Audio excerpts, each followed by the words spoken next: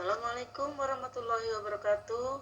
Jumpa lagi dengan Ibu Nani Roslinda, MPD, SMA Negeri 1 Tambun Selatan, Kabupaten Bekasi. Pada kesempatan kali ini, kita akan membahas tentang anggaran pendapatan belanja negara, yaitu materi kelas 11 semester genap. Mari kita mulai bersama-sama pembelajaran dengan membaca basmalah bersama-sama. Bismillahirrahmanirrahim. Nah, anak-anak yang Ibu cintai, materi pembelajaran kita pada saat ini adalah pengertian APBN. Kita akan pelajari fungsi APBN, kemudian tujuan APBN, sumber penerimaan APBN, dan jenis-jenis pengeluaran APBN, pengaruh APBN terhadap perekonomian, dan mekanisme penetapan APBN. Mari kita bersama-sama menguraikan materi satu persatu. Yang pertama, kita akan membahas tentang apa sih APBN tersebut.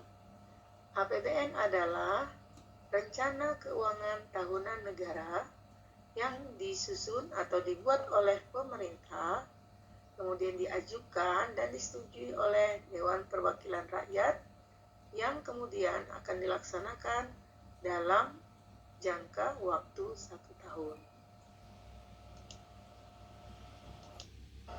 Nah, kalau tadi kita sudah mempelajari pengertian tentang APBN itu apa, sekarang kita akan lihat materi yang kedua, fungsi-fungsi APBN. Fungsi APBN itu terdiri yang pertama, fungsi otorisasi. Apa sih fungsi otorisasi? APBN itu memiliki fungsi otoritas yang berarti anggaran negara merupakan dasar dalam pelaksanaan pendapatan maupun belanja negara per tahunnya. Jadi APBN itu dijadikan pedoman landasan untuk bisa pemerintah melaksanakan penerimaan dan belanja negara. Yang kedua ada fungsi alokasi.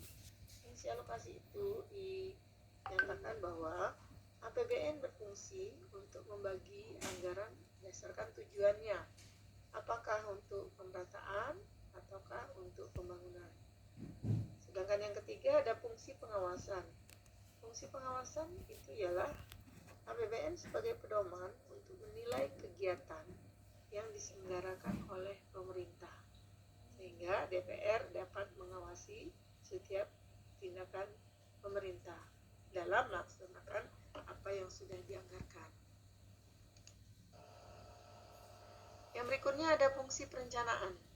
Fungsi perencanaan ialah seperti perencanaan keuangan dalam rumah tangga. APBN juga dibuat untuk mengatur alokasi sumber daya yang ada berdasarkan rencana yang sudah dibuat setiap tahunnya.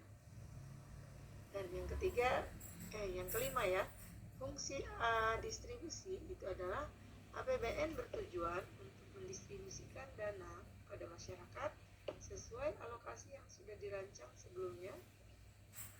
Dan fungsi terakhir adalah fungsi stabilisasi. Fungsi stabilisasi dalam APBN dimaksudkan untuk menjaga keseimbangan keuangan antara masyarakat lewat intervensi demi menghindari inflasi. Nah, ini ada 6 fungsi yang kita pahami sebagai fungsi APBN. Yang berikutnya kita akan mempelajari tentang tujuan APBN. Apa sih tujuan APBN? Apa beda tadi dengan fungsi Tujuan itu adalah hal yang ingin dicapai atau yang menjadi pedomannya buat kita. Tujuan APBN itu antara lain, ini banyak menurut beberapa versi. Yang pertama, kita bisa simpulkan bahwa tujuan APBN itu sebagai pedoman penerimaan dan pengeluaran uang negara. Jadi dengan adanya APBN kita bisa menjadikan pedoman APBN itu untuk melihat berapa sih besar penerimaan dalam negeri atau penerimaan negara dan berapa besarnya pengeluaran uang negara dalam satu periode tertentu Sedangkan tujuan yang kedua adalah meningkatkan transparansi dan pertanggungjawaban pemerintah kepada DPR dan masyarakat luas. Nah, jadi di sini APBN itu untuk melihat transparansi. Jadi dengan adanya APBN kita melihat pemerintah itu melaksanakannya sesuai dengan APBN APBN atau tidak. Kalau tidak sesuai berarti kan DPR akan memberikan intervensi atau menanyakan ya. Yang ketiga adalah meningkatkan pertumbuhan ekonomi serta mencapai kesejahteraan rakyat. Nah, dengan adanya APBN kita bisa terarah, kita bisa memikirkan mana yang harusnya kita laksanakan, kita keluarkan, dan mana yang harus ditunda. Yang keempat adalah sebagai penentu kebijakan untuk APBN tahun berikutnya. Jadi kita bisa membuat sebuah keputusan di masa yang akan datang dengan melihat sesuatu yang sudah kita anggarkan di masa lalu dan kita sudah laksanakan di masa sekarang.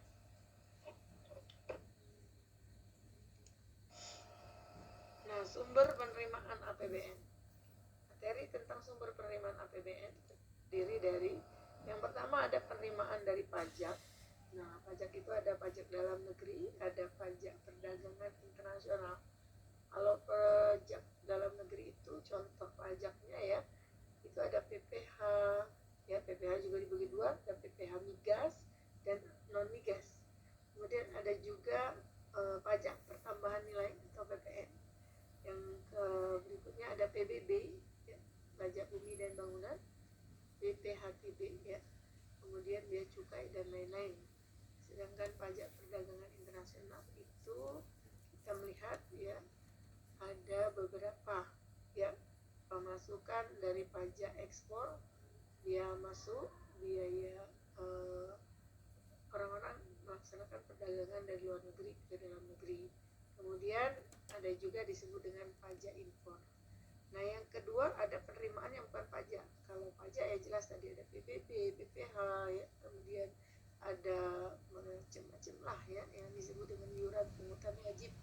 Sedangkan penerimaan bukan pajak ada juga. Kita kan tidak menerima pajak dari anggota, tetapi ada sumber daya alam, yaitu tambahan emas, tambangan minyak, BUMN, KAI, Pertamina, BLU, Badan Layanan Umum, Layan STNK, Layanan Paspor, dan denda tilang.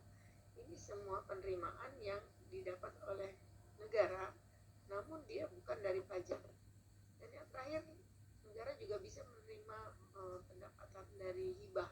Hibah itu sesuatu yang diberikan oleh masyarakat atau lembaga atau organisasi kepada negara, ya, sehingga barang yang diberikan itu bermanfaat untuk kepentingan orang banyak dan mensejahterakan orang banyak.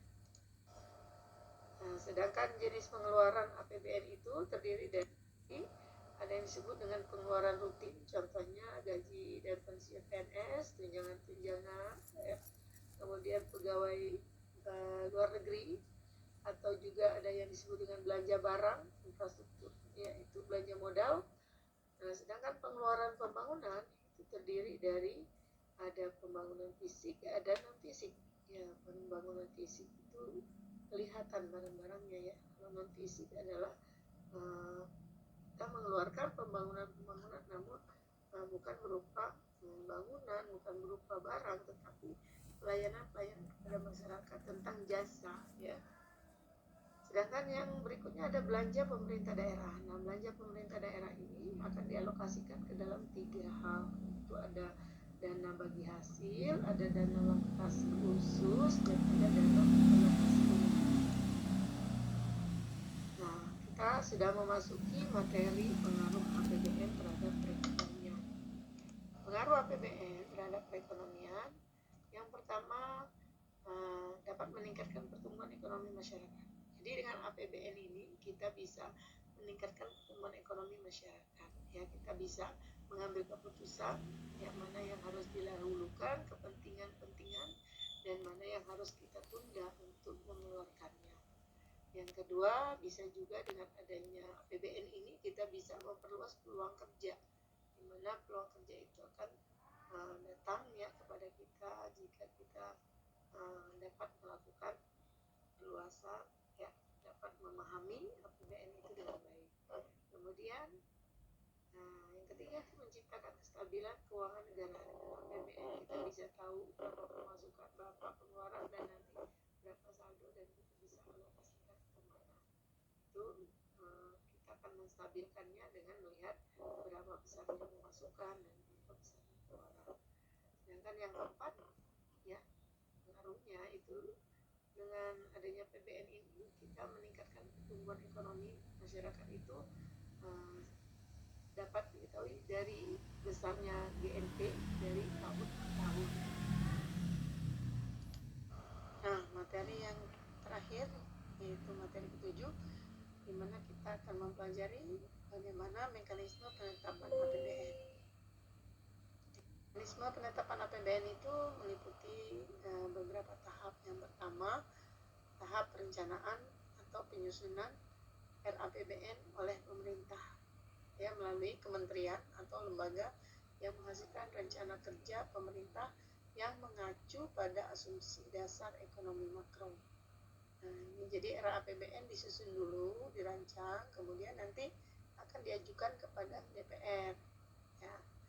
Nah, di sini ada tahapan yang kedua, di mana DPR akan melakukan pembahasan dari hasil penetapan RAPBN yang sudah dilakukan oleh pemerintah dengan pertimbangan masukan dari DPD. Nah, jika APBN atau RAPBN yang sudah dibahas ini bisa diterima oleh DPR atau DPD, itu nanti akan dijadikan dasar APBN di tahun anggaran yang sudah ditetapkan di tahun depan. Sedangkan jika RAPBN itu tidak diterima atau ditolak, maka pemerintah akan mengikuti APBN di tahun yang lalu atau APBN tahun sebelumnya. Nah, demikianlah penjelasan materi tentang APBN secara singkat.